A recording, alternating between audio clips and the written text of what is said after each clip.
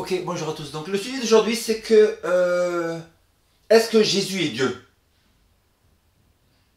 Est-ce que Jésus qui est venu dans la parole de Dieu est vraiment le Fils de Dieu et Dieu lui-même? Ou comment Dieu peut-il avoir un fils, n'est-ce pas? Comment Dieu, qui est le grand créateur de l'univers, peut-il avoir un fils? Car le Coran me dit que Dieu n'a jamais engendré, il ne peut engendrer personne. Ah, mais là, il y a grande erreur dans le Coran. Très grande erreur dans le Coran parce que, où est-il écrit dans la Bible que Jésus a été engendré, n'est-ce pas? Il est écrit dans Jean chapitre 1 que Jésus est devenu chair. Si Jésus est devenu chair, cela veut dire que s'il est devenu, c'est qu'il existait avant de devenir chair. Et oui, donc il y a écrit, donc on a vu la dernière fois, chers amis musulmans, que dans le Coran il y a écrit que beaucoup de monde musulman dit qu'il y a des erreurs dans la Bible, n'est-ce pas? Des erreurs qui ont été trafiquées. Néanmoins, dans le Coran, nulle part il n'y a écrit que cette parole de Dieu, cette Bible a été corrompue. En fait, le seul verset qu'il y a dans le Coran qui dit ça, il est écrit que des Juifs sont allés voir Mohammed et ont corrompu la parole. Mais est-ce que ce verset du Coran veut dire que toute la parole de Dieu était corrompue? Non. Certainement, le Coran est en train de dire que deux Juifs, peut-être, sont allés voir Mohammed et ont trafiqué la parole. Ça ne veut pas dire que toute la parole de Dieu dans le monde entier était corrompue. Ça veut dire que peut-être deux personnes juives sont allées voir Mohammed et ont corrompu cette parole de Dieu, n'est-ce pas? Donc, il n'y a aucune preuve du tout comme quoi la parole de Dieu est corrompue. On n'a pas vu ça, parce que le Coran lui-même nous dit...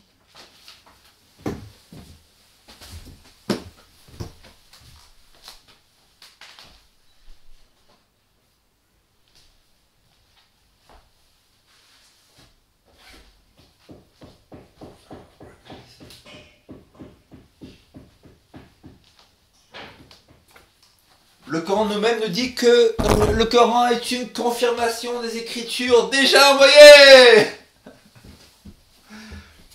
Nous lisons dans le Coran ici écrit, Sourate 12:11, ce livre n'est point un récit inventé de toutes pièces, mais il est une confirmation des Écritures antérieures. La question c'est celle-ci, amis musulmans, comment le Coran peut-il être une confirmation d'un livre corrompu et ne pas être corrompu lui-même?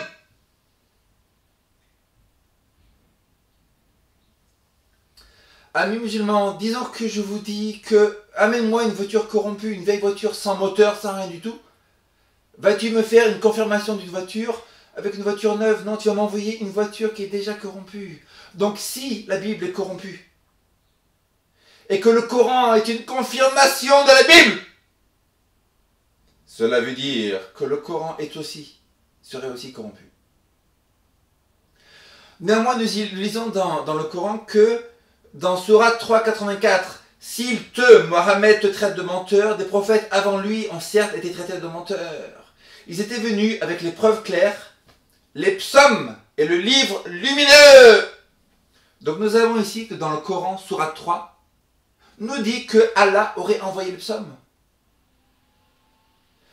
Mais erreur très grave, parce que dans les psaumes, chapitre 119, il est écrit que ta parole est scellée dans les cieux pour l'éternité. Comment Allah aurait envoyé les psaumes et que la Bible serait corrompue et que dans les psaumes lui-même il est écrit que la Bible est scellée dans le ciel pour l'éternité? Ce n'est pas possible, amis musulmans.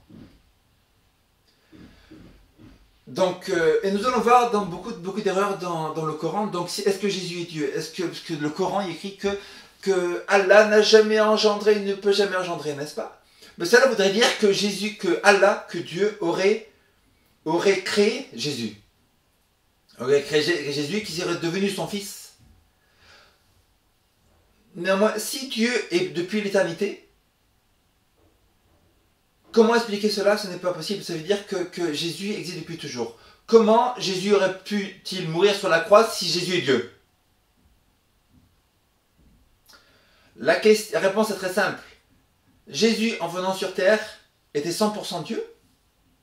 Jésus, en venant sur terre, était 100% homme. Jésus, en prenant un corps humain sur la terre, n'a pas laissé sa divinité, mais est devenu 100% homme. C'est un mystère, n'est-ce pas?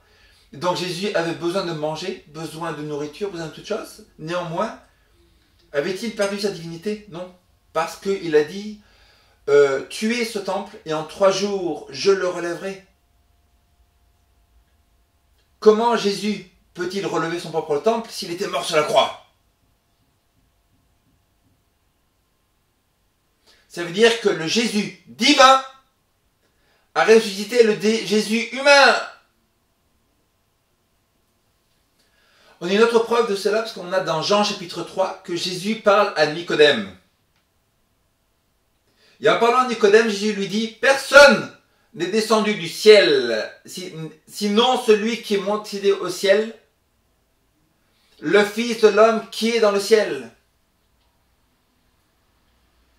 Ça veut dire que Jésus est en train de dire ici que Jésus qui parlait à Nicodème, humain, lui dit que le Fils de l'homme est toujours dans le ciel. Comment Jésus est en train de parler à Nicodème peut lui dire qu'il est toujours dans le ciel?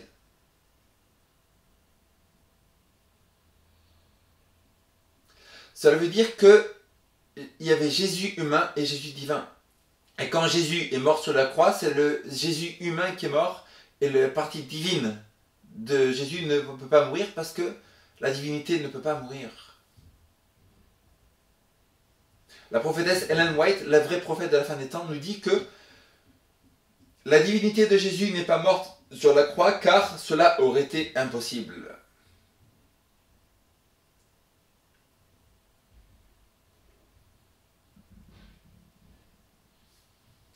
Après, on voit que dans le Coran, il est écrit que Jésus est devenu, que Allah ne peut pas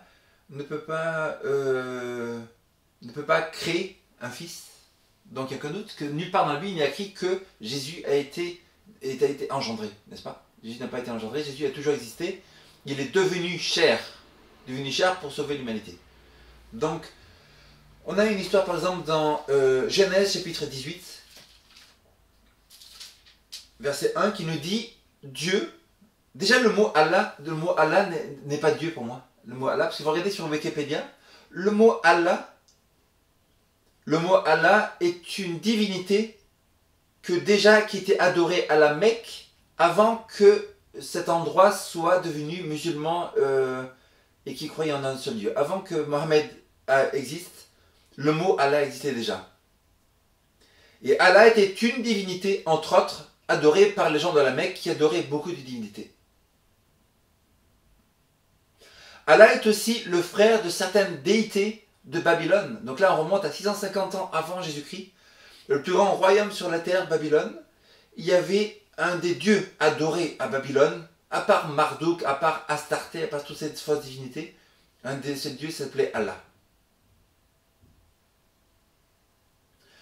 Nous avons l'histoire dans l'Ancien Testament aussi de Élie. Le prophète Élie qui monte sur la montagne et qui fait un challenge devant tous les prophètes de Baal et qui dit que le vrai Dieu qui se manifeste aujourd'hui, c'est le vrai Dieu. Et tous les faux prophètes de Baal, ils crient à leur Dieu pour qu'il se manifeste du ciel. Et le mot qu'ils utilisent, c'est Baal Hadad, Baal Hadad, Baal Hadad.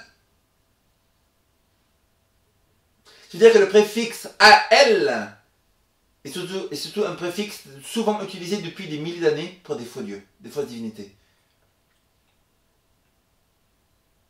Par exemple, le ramadan. Le ramadan, c'est une pratique maintenant très courante dans le monde musulman, n'est-ce pas?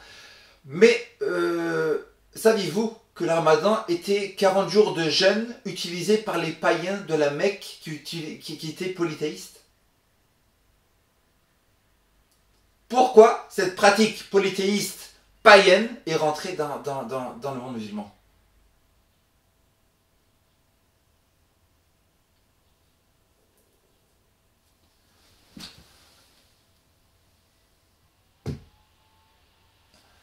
Ok, dans l'histoire qu'on a aujourd'hui, en fait, ça parle de Genèse 18. Genèse 18, il y a écrit que Dieu apparaît à Abraham, verset 1. Néanmoins, dans verset 2 de Genèse 18, il a écrit que 3 hommes arrivent devant Abraham.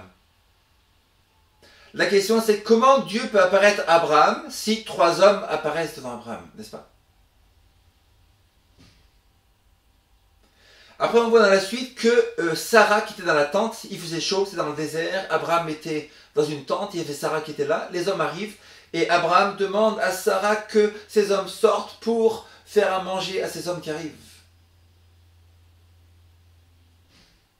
Et la discussion du jour, c'est que va-t-il se passer pour une ville voisine, les deux villes voisines qui s'appelaient Sodome et Gomorrhe. Puis dans cette discussion, Abraham parle avec ces trois hommes, n'est-ce pas? Il écrit que deux des hommes s'en vont vers Sodome. On se rend compte dans chapitre 19, verset 1, que ces deux hommes sont deux anges. Il y a écrit, chapitre 19, verset 1, les deux anges arrivèrent à Sodome sur le soir. Lot était à la porte de Sodome quand Lot les vit et se leva pour aller à leur rencontre et se prosterna la face contre terre. Donc on a ici ces trois hommes qui arrivent. Dieu apparaît à Abraham. Dans ces trois hommes, deux des trois hommes sont des anges. Et on a dans Genèse chapitre 18 qui a écrit que l'Éternel resta parler avec Abraham. Comment Dieu, Allah, un des trois hommes, reste à parler avec Abraham en forme humaine, si personne n'a jamais vu Dieu?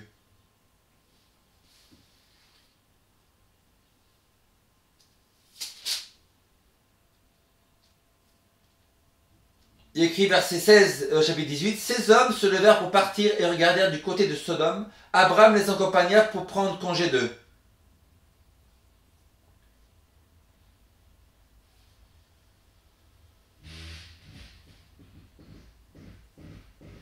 Et après il écrit que Abraham resta avec l'Éternel. Comment Abraham peut parler avec Dieu si personne n'a jamais vu Dieu, n'est-ce pas? Mais la clé de ce chapitre, c'est que, verset 26, nous avons